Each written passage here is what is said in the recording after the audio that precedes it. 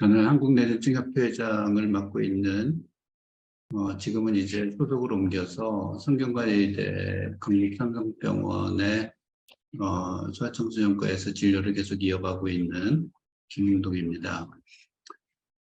오늘 굉장히 좋은 강의를 해주신 조민정 선생님과 그리고 최한성 교수님께 우선 감사의 말씀을 드립니다.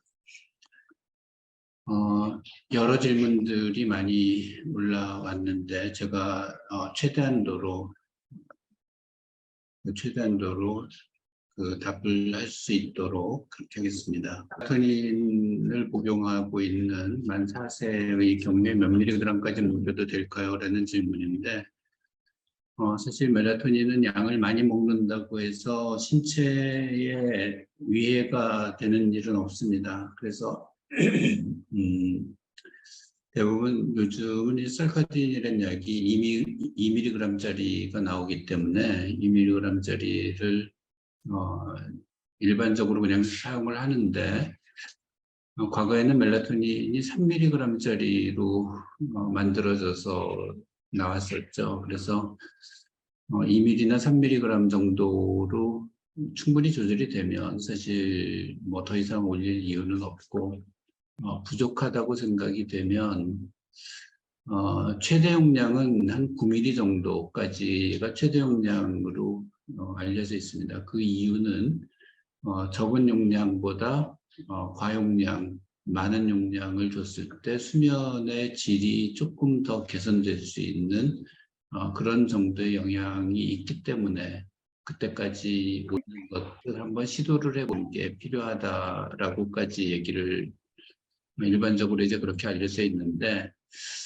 그러니까 한 3알 정도까지 먹어서도 효과가 없으면 멜라토닌은 효과가 없는 걸로 그냥 생각하고 끊으시면 되고요. 만약 뭐 1알 정도로도 충분하다 그러면 그냥 지금 2mg짜리니까 그냥 6mg 정도까지 천천히 올려봐서 올린 용량이 좀 더 효과적이라 그러면 올린 용량을 계속 유지를 해도 되고, 그렇게 수면 장애가 좀 안정이 된다 그러면 다시 약을 좀 줄여서 먹이는 걸로 그렇게 조정을 하시면 됩니다. 이건 뭐 말씀드렸듯이 부작용이 거의 전혀 없는 그런 그 제형이라서 그 용량에 따른 영향은 거의 없다라고 생각하시면 되는데, 일반적으로 한 3배 정도까지 효과가 없으면 효과는 없는 거다. 더 이상 올릴 필요는 없겠다. 그렇게 생각하시고 개별적으로 그냥 조절을 하셔도 되는 그런 약들이라고 알고 계시면 됩니다. 박준혁의 경우에 48개월인데 약을 먹고 나서 지금 많이 비틀거립니다. 그게 비틀거리고 넘어지는 현상이 약에 의한 부작용인지 경련의 일환인지 그 두 개의 차이는 약을 먹고 나서 되게 30분에서 1시간 사이에 이런 증상이 발생을 하고, 그런 증상이 적어도 30분에서 1시간 동안 계속 지속되는 증상이라 그러면 그건 반드시 약에 대한 부작용입니다. 경련은 잘 아시다시피 간헐적으로 나타나는 증상이지 이렇게 지속적으로 나타나는 증상이 아닙니다. 그래서 이 약을 먹고 증상이 생겼고 약을 먹기 전에 없었던 증상이 약을 먹고 생겼다 그러면 그건 약에 대한 부작용이고, 단지 그 약에 대한 부작용을 극복하는 방법은 첫째는 약을 용량을 줄이는 게 극복하는 방법이고, 두 번째는 좀 계속 유지를 하다 보면 시간이 지나면서 시간이 지나면서 좀 좋아질 수 있는 부작용이 점차로 완화되고 개선되고 적응할 수 있는 그럴 때까지 그냥 유지를 하는 것도 방법인데, 그 두 가지 방법 중에 어떤 걸 선택할 거냐 하는 거는 여기 부작용이 있더라도 효과가 뛰어나다라고 하면 부작용을 적응할 수 있을 때까지 그냥 유지를 하는 게 필요할 수 있을 것 같고, 되게 적응하는 데까지는 한 2달 정도까지도 걸릴 수가 있습니다.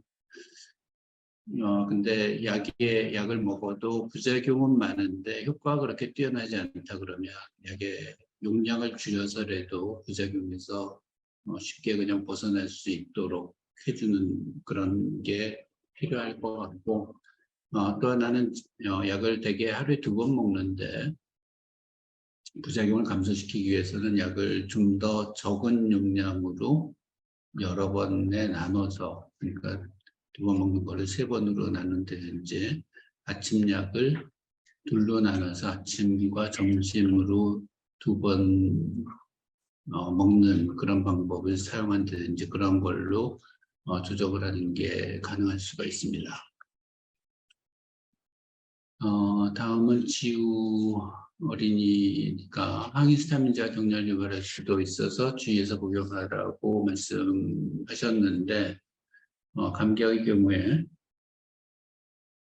항히스타민제를 주는 이유는 콧물이죠. 콧물을 억제하기 위해서 사용하는데, 콧물을 억제하는 약은 제가 그 뇌전증 이야기 책자에도 썼고, 그리고 이번 달에 나온 정담이라는 그 협회기에서도 그 내용을 다뤘지만, 콧물약은 슈다페드라는 약이 있습니다. 슈다페드라는 약은 항히스타민제가 아니고 경련 유발 위험성이 굉장히 낮은 약이기 때문에 항히스타민제 말고 그냥 슈다페드를 쓰면 된다라고 생각하시면 되는데, 이렇게 일선에서 그런 것들이 좀 잘 전달이 안 될 수도 있는 것 같아요. 그래서 슈다페드라는 약을 쓰거나 아니면 2세대, 3세대 항히스타민제의 경우에는 신경계 부작용이 좀 적기 때문에 그런 문제에서 조금 자유로울 수가 있습니다. 그래서 감기약을 안 먹으면 안 되죠. 감기 때문에 아이가 많이 힘들어할 수가 있으니까. 그 나머지 내용들은 정담이나 그 협회에서 그 여러 가지 정보들을 많이 그 홈페이지에서 제공을 하고 있기 때문에 그런 내용들을 보시면 쉽게 이런 데 대한 대처 방법들, 그런 것들을 쉽게 찾아보실 수 있을 것 같습니다. 다음 질문은 조유찬 13살 성년전에 산만함이나 문제 행동이 증가해서 얼마 전부터 아빌리파이를 복용 중입니다. 아빌리파이 복용 후에 산만함이 많이 조절되었는데 경기 증상이 악화가 되면서 산만함도 비례해서 다시 증가했다고 했는데 항경련제를 늘려야 하나요? 아니면 정신과약을 늘려야 하나요? 날씨 영향을 너무 많이 받아 경련을 합니다. 이와 관련된 약물 치료를 가능한지요? 결국 이제 약물 치료는 증상을 완화시키기 위한 목적으로 이제 사용을 하게 되는 게 이제 약물 치료인데, 증상을 완화시키는 목적으로 문제 행동에 대한 효과가 아빌리파이가 확실하게 있다 그러면 그런 문제 행동도 조절해야 되고 경기도 조절해야 되고 그 2가지를 같이 조절해야 되겠죠. 그래서 경기 증상이 아빌리파이를 먹고 나서 경기가 증상이 악화됐다고 하면 일단 아빌리파이 확실하게 그 관계가 있다 그러면 아빌리파이 용량을 줄이거나 끊거나 아니면 아빌리파이 이외의 다른 약제들, 산만함을 치료하는 다른 약제들이 있기 때문에 다른 약제로 사용을 하는 것이 더 권장될 것 같고요. 그러면서 이제 경기 증상이 그 산만한 치료를 하면서 산만한 데 대한 주의 집중력 약제가 들어가면서 경기 증상이 증가를 한다 그러면 증가되는 거를 좀 더 강력하게 억제하기 위한 약물 조절도 필요할 수가 있습니다. 그리고 약물 조절이 안 되면 부수적으로 식이치료나 이런 것들을 요즘은 그렇게 아주 강력하게 하지는 않으니까 그런 것들을 좀 추가해서 같이 사용해서 도움을 같이 받는 것도 한번 시도해 봐야 될 필요가 있을 것 같습니다. 날씨 영향은 당연히 많이 받죠. 경련이 흐린 날이나 비가 오는 날, 그런 때 특히 경련을 많이 하는 종류의 뇌전증들이 있습니다. 그럴 때 효과적인 약제들은 어떤 특별한 약제가 효과적이라고 볼 수는 없는데 그렇다고 하더라도 그럴 때 조금 완화시킬 수 있는 추가적인 약제의 도움을 좀 받는 게 필요할 수도 있는데 대표적으로 이제 드라베지오분 같은 경우에 이런 문제들을 많이 일으키기 때문에 드라베지오분의 가장 효과적인 약제들로 알려져 있는 그런 약제들을 선택해서 사용을 하게 되면 증상을 좀 더 쉽게 완화시킬 수가 있고 확실하게 이제 그런 상태에서만 발작이 발생을 한다, 경기가 발생을 한다. 그리고 오늘 같은 날은 얘는 확실하게 경기를 하겠다, 발작을 하겠다. 이게 예측이 된다 그러면 기존에 먹는 용량을 한 반 정도 올려서 사용을 하거나 그럴 때만 올려서 사용을 하거나 아니면 일시적으로 발작을 억제하는 약제를 추가적으로 그럴 때만 조절할 수 있는 약제를 같이 사용을 하거나 그렇게 해서 발작을 조금 줄여주는 발작에 대한 부담을 줄여주는 그런 치료를 하는 것도 가능할 수가 있습니다. 다음. 이세빈의 경우에는 CDKL5 유전자 변이를 갖고 있는 12개월 아이인데 생후 2개월부터 먹던 사브릴이 품절되어서 끊게 되었다. 그런데 끊고 나서 경련은 이제 매일 하고 있고 재활도 중단한 상태인데 발달과 인지가 올라오고 있습니다. 아무래도 아이의 경우에는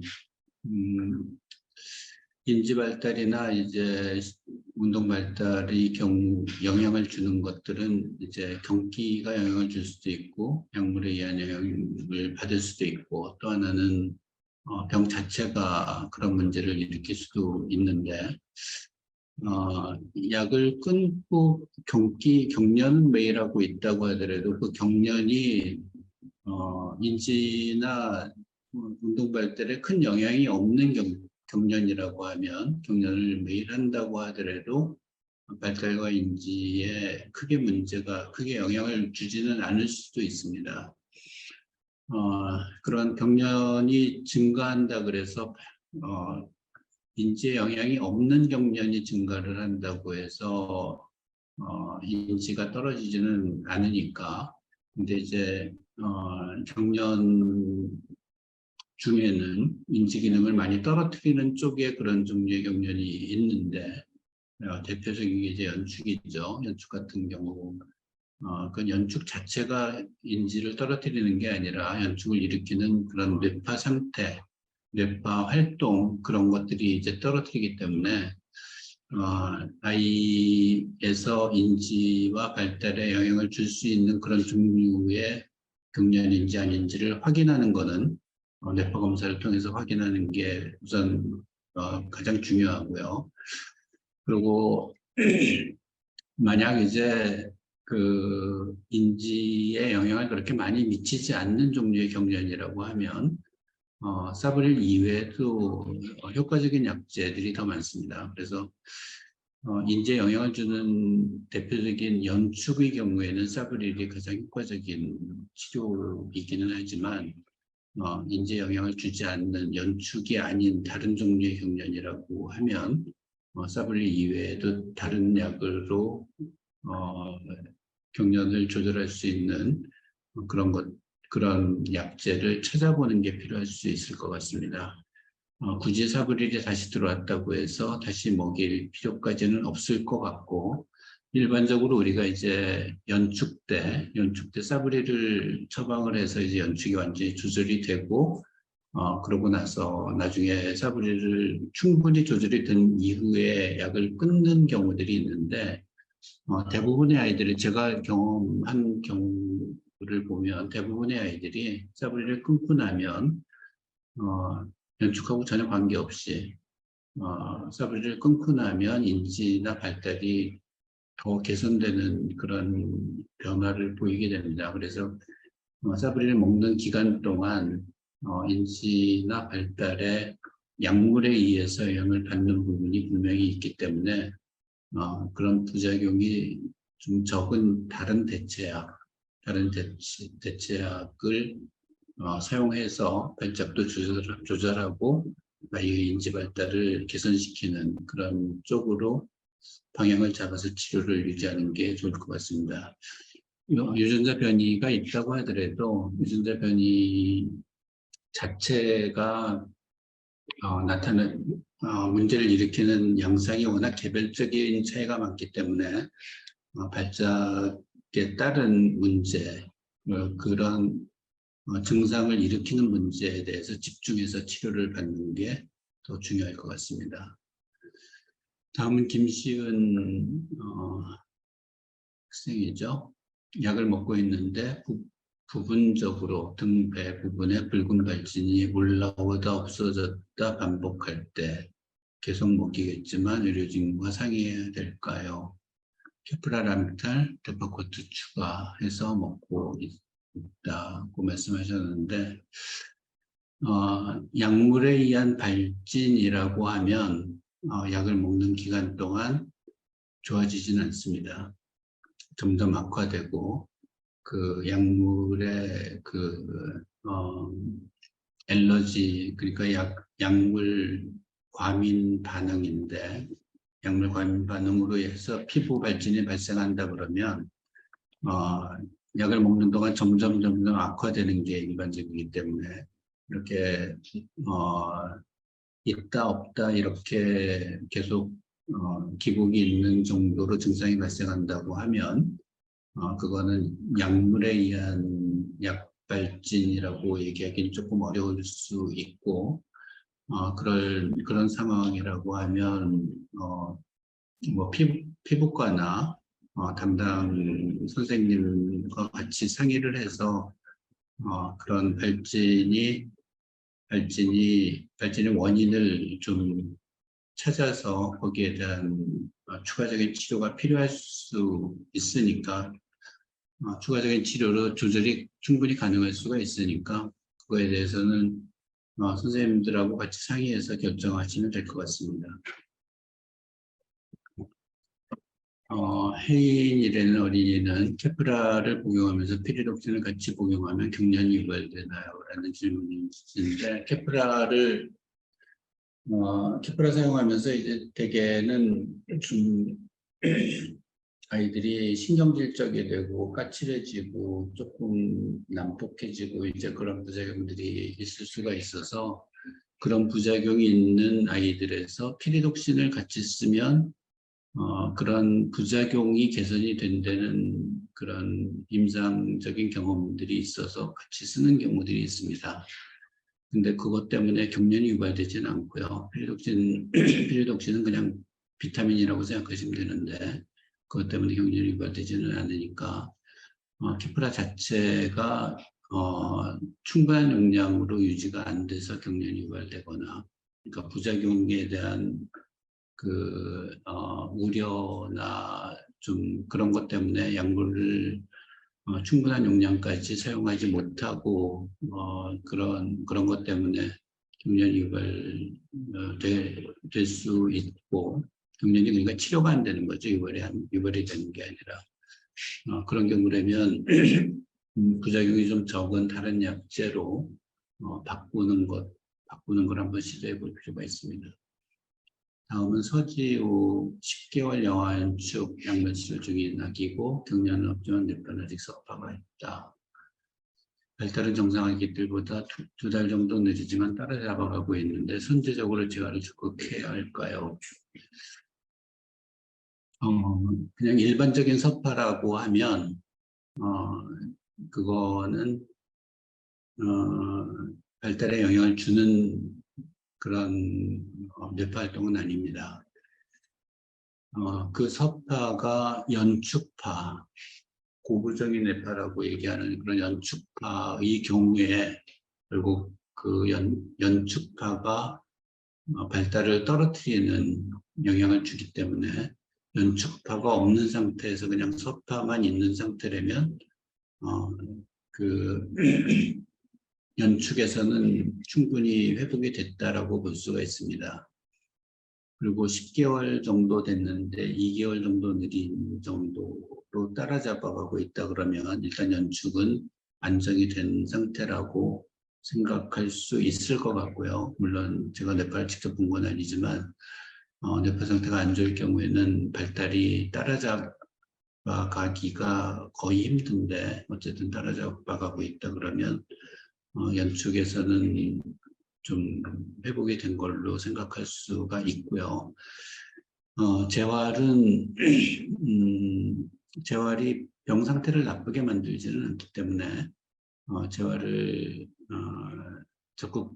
아주 적극적으로까지 그렇게 한다고 크게 차이가 많이 날 것 같지는 않지만 그래도 재활 치료를 하는 게 안 하는 것보다는 나을 것 같다. 그렇게 생각은 듭니다. 그러니까 재활을 한다 그래서 아이한테 부정적인 영향을 주지는 않으니까 재활을 그냥 시작을 하셔도 별 문제는 없을 것 같습니다. 다음은 김규민 아이가 보행 시에 발 옆으로 걸어서 발바닥 사이드로 굳은 살이 생겨 있다 그러면 이럴 경우 어느 쪽으로 재활을 받아야 할까요? 라는 질문이신데 이건 재활의학과에서 그 신발 깔창이나 보조기 같은 것들을 사용해서 충분히 많이 완화시킬 수 있습니다. 그러니까 재활의학과 선생님하고 상의해서 보행에 도움받을 수 있는 그런 보조기 같은 것들을 사용을 하도록 하시고요. 그리고 재활의학과의 그런 도움으로 충분히 치료가 되지 않을 경우에는 정형외과적인 수술적인 치료가 도움이 될 수 있는 경우들도 있기 때문에 그런 정형외과까지도 같이 진료를 받아보시는 게 필요할 수가 있습니다. 홍소율 학생 13살 다리에 힘이 없어 잘 넘어집니다. 아프기 전에 없던 증상인데 뇌졸중에 걸려서인지 약 때문인지 궁금하며 재활하면 도움이 될지도 궁금합니다. 라는 질문이십니다. 아프기 전에 없던 증상이 발생했으면 어쨌든 아픈 것 때문에 발생하는 건데 뇌전증이라는 병이 아주 심한 종류의 뇌전증, 그러니까 레녹스 가스 증후군이라든지 뇌의 기능을 악화시키는 종류의 뇌전증이 아니라면 뇌전증 자체가 다리에 힘이 빠지는 쪽으로 문제를 일으키지는 않습니다.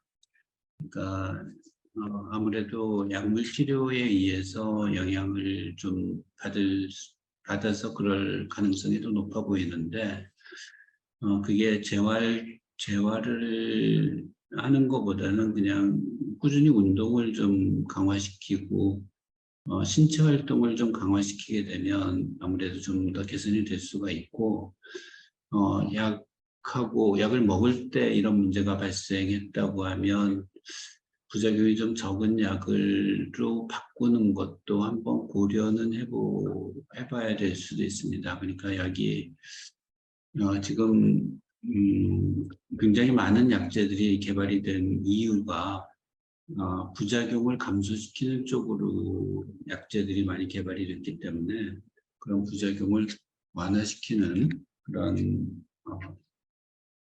선택을 할 수 있는 그런 방법들은 많이 있습니다. 그래서 담당 선생님하고 그런 문제에 대해서 좀 같이 상의하셔서 발작을 완화시키는 것도 굉장히 중요하고 또 약을 오랫동안 먹어야 되기 때문에 그 오랜 기간 동안 부작용이 없는 상태로 유지하는 것도 아주 중요하기 때문에 그런 부분들을 함께 고려해서 치료해 나가는 것이 필요할 것 같습니다. 다음은 유전자 변이 KCNQ2, KCNT1이 있는 영양초 8개월학입니다. 한 달 전 뇌파에서 뇌파 정상 나왔지만 아직 약용량을 줄이지 않고 복용 중입니다. 오르피사브린, 데파코트, 피리록신, 엽산. 첫 번째 질문, 정상 뇌파가 나왔는데 연축이 재발하거나 레녹스파스 증후군으로 발전하는 경우가 있는지에 대한 질문인데 일반적으로 연축이 완벽하게 억제가 되고 뇌파가 완벽하게 안정이 됐다 그러면 그 연축 뇌파가 진짜 완벽하게 소실이 됐다고 하면 재발의 가능성은 거의 없습니다. 근데 이제 뇌파가 뭐 한 30분 정도의 뇌파가 24시간의 뇌파를 완벽하게 반영하지는 못하거든요.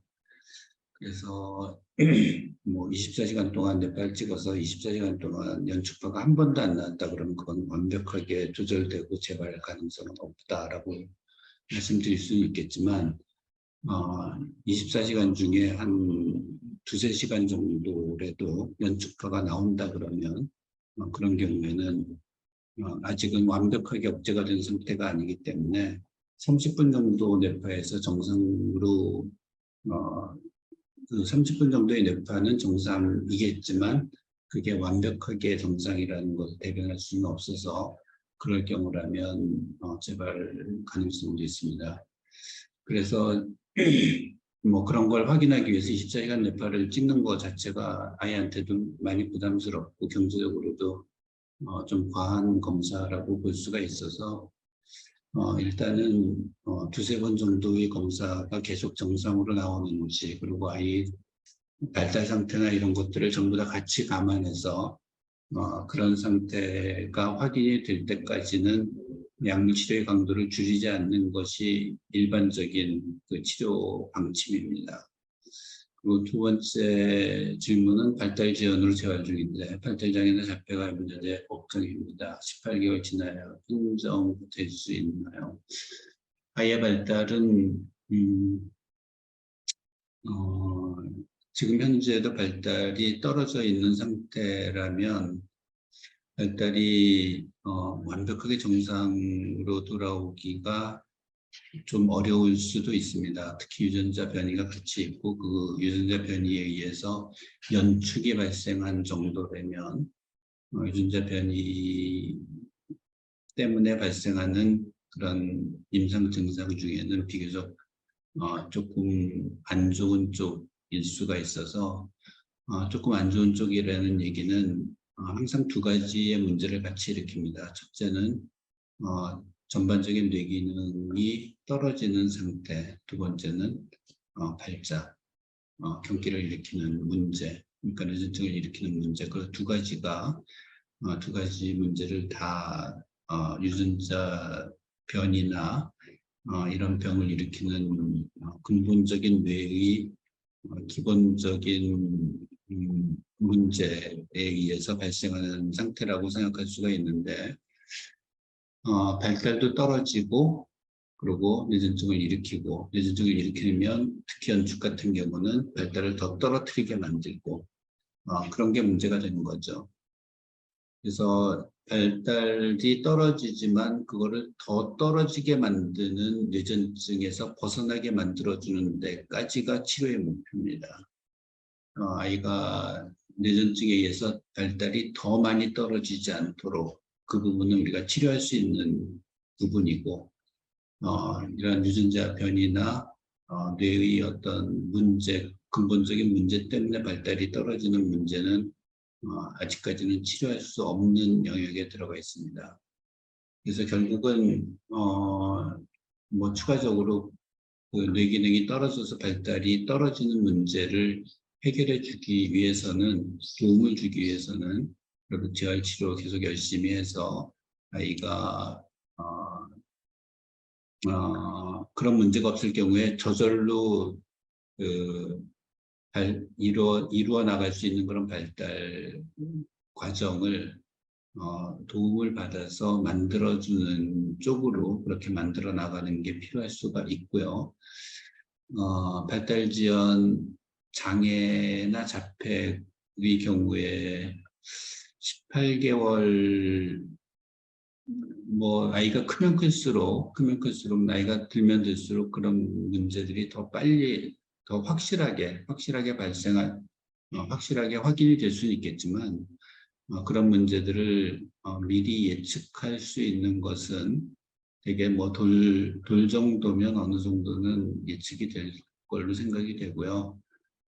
그 시기 그것보다도 그 발달의 그 과정, 그러니까 정기적인 변화가 좋은 쪽으로 가는지 아니면 좀 떨어지는 쪽으로 가는지 그런 것들을 정기적으로 확인하는 것이 우선은 훨씬 더 정확한 그런 예측이 될 수 있는 그런 지표라고 할 수가 있습니다. 그래서 아이의 발달 과정을 이렇게 쭉 잘 기록하고 정상적인 발달보다 어느 정도 또 떨어지는지 그런 것들을 쭉 이렇게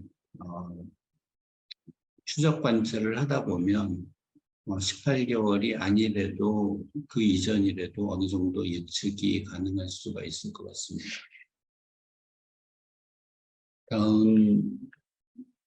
다음은 이제 센틸정, 트릴렙탈, 라믹탈, 팔꿈살을 복용하고 있는 21세 환우분이신데 자주 변비나 설사를 합니다. 약과 연관이 있을까요?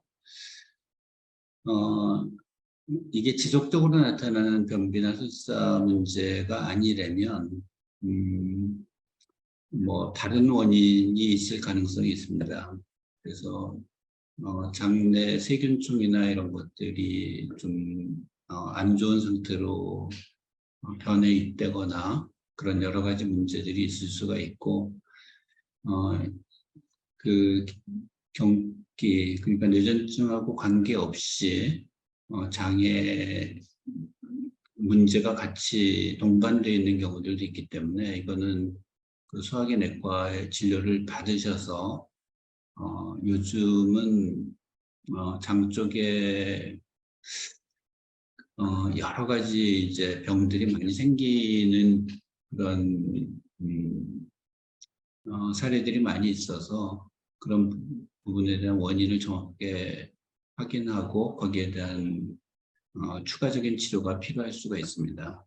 그래서 단순히 약물 치료에 의해서 이런 문제가 생겼다라고 생각하실 필요는 없고 다른 쪽 문제, 장 쪽 문제와 같이 있을 수 있기 때문에 그런 문제를 같이 해결해 나가는 쪽으로 그렇게 결정을 하셔야 될 것 같습니다. 다음 승민 환자는 수면 근간대 증상이 계속 나타나고 그러니까 잠들려고 할 때 떨림이 나타나는데 심한 날도 있고 그렇지 않은 날도 있고 담당 선생님께서 괜찮다고 하시는데 수면 근간대와 경련은 별개인지 아닌지 궁금합니다. 이건 상당히 여러 번 말씀드렸지만 수면 근간대는 경련이 아닙니다.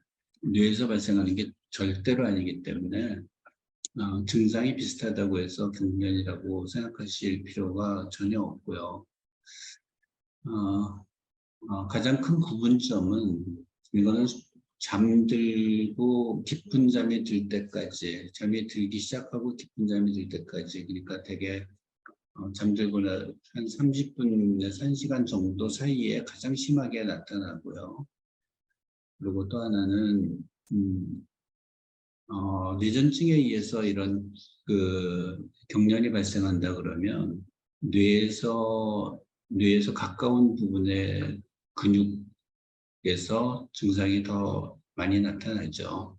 그러니까 몸이 움찔거린다거나 아니면 어깨가 들썩거린다거나 허벅지 쪽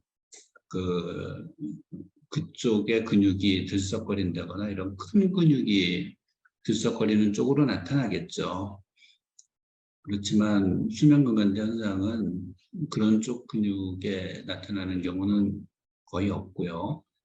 손이나 발, 손목이나 발목 이런 쪽에서 나타나는 떨림이니까 그런 떨림은 뇌에서 발생하는 게 절대로 아니기 때문에 경련하고 전혀 관계없다고 생각하시면 되고, 수면 근간제 현상 때문에 수면의 질이 현저하게 떨어지는 상태가 아니라면 수면 근간제 현상은 그냥 방치를 하더라도 아이한테 아무런 영향이 없습니다. 그래서 거기에 대해서 너무 예민하게 생각하실 필요는 없을 것 같습니다. 다음은 조유찬 한우.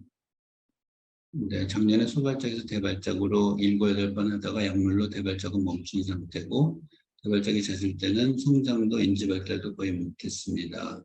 유전증으로 뇌손상이 온 건지 아니면 약부작용인지 기억력 장애가 심하게 오다가 그래도 조금은 회복된 듯한데요. 아직 움찔거리는 경련과 멍함이 있는데 움찔거린 다음에는 기억을 하는데 멍한 다음엔 자기가 했던 말이나 행동을 못합니다. 뇌파가 달라서 그런가요? 경계가 아직 미세하게 남아있는데 약을 증량해야 할까요? 라는 질문입니다. 대발작과 근간대 경련 그리고 소발작, 멍한 상태는 소발작으로 보이는데 그런 소발작이 전부 다 지금 같이 있는 상태로 보입니다.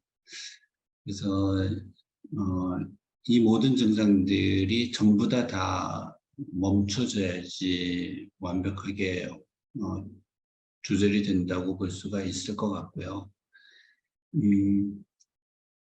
병 자체가 기억력 장애, 뇌전증 자체가 기억력 장애를 일으키는 그런 정도였다고 하면 레녹스 가스터 증후군 같은 그런 경련이 뇌 기능을 떨어뜨리는 쪽의 문제를 일으키는 그런 종류의 뇌전증일 가능성이 있어 보입니다. 이런 경우라면 뇌전증을 일으키는 그런 뇌파 활동이나 그런 뇌전증의 정도를 완화시키기 위한 좀 더 강력한 치료가 필요할 수 있을 것 같고요. 그게 완전히 억제가 돼야지 발달이나 인지나 기억력이나 이런 것들이 조금씩 더 개선이 될 수 있을 걸로 생각이 됩니다. 그래서 움찔거리는 거나 멍한 소발작 이런 것들이 아직 남아있는 상태라고 하면 움찔거림이나 소발작을 완벽하게 조절할 수 있는 추가적인 치료가 필요할 수가 있고, 약물치료가 정말 약물치료에 의해서 아이가 많이 힘들어하는 상태라면 비약물 치료를 같이 추가적으로 고려를 하는 것도 필요할 수 있을 것 같고, 그 비약물 치료의 대표적인 게 이제 식이요법이나 케톤식이나 요즘은 케톤식이보다 비교적 아이들이 쉽게 적응할 수 있는 애킨스 다이어트라든지 소위 말해서 황제 다이어트라는 그런 치료죠. 애킨스 다이어트라든지 아니면 저당화 지수 식이요법 같은 그런 방법들이 아이들한테 굉장히 편하게 사용될 수가 있는 그런 방법들이니까 그런 방법들을 같이 적극적으로 고려를 해서 발작을 충분하게 완벽하게 막아주는 게 필요할 것 같습니다. 다음 질문은 9세 남하고 한 달 전에 에피듀랄엑스를 복용했는데 그때부터 갑자기 경련이 소리를 지르고 팔다리를 막 흔드는 증상으로 행동이 더 커지게 되었다. 그전에는 작게 움찔거리는 정도였는데 에피듀랄엑스는 안 먹는 상태인데 발작 증상은 더 커진 상태인데 회복 가능할까요? 에피듀랄엑스가 경련을 악화시키는 경우는 그렇게 많지는 않습니다. 근데 효과가 없는 경우는 분명히 있고, 효과가 없는 경우에 약을 뭐 계속 유지하는 거는 별 도움이 안 될 것 같고, 어쨌든 여러 가지 다른 영향이나 병 자체가 악화되는 경과에서 증상 자체도 악화가 됐을 수 있습니다. 그래서 병 자체가 지금 조금 더 악화되는 걸로 생각해야 될 것 같고, 작게 움찔거리는 정도 그 증상의 문제보다는 그런 증상을 일으키는 병 자체의 문제가 더 악화되는 쪽으로 그렇게 병 자체의 문제가 경기도 더 악화시킬 수 있는 그런 상태가 될 수도 있기 때문에 어쨌든 뇌전증을 좀 더 강력하게 조절할 수 있는 치료 방법들을 약을 더 강하게 쓴다든지 좀 더 효과적인 약으로 바꾼다든지 아니면 비약물 치료의 뭐 식이요법이나 아니면 경우에 따라서는 그런 치료로도 조절이 안 된다 그러면 수술 치료를 할 수 있는 그런 문제를 갖고 있는 게 아닌지 그런 것들에 대한 전반적인 확인을 하고 검사를 해서 확인을 하고 최선의 치료 방법을 어떤 치료 방법을 써야 될지 여부에 대해서 결정을 해 나가는 게 과정이 필요할 것 같습니다. 아직까지 치료의 그 방법들이 충분히 많이 남아 있을 걸로 보이기 때문에 용기를 가지시고 용기를 가지시고 아이한테 좀 더 적극적인 치료 방법들을 적극적으로 시도해 보시는 게 필요할 것 같습니다.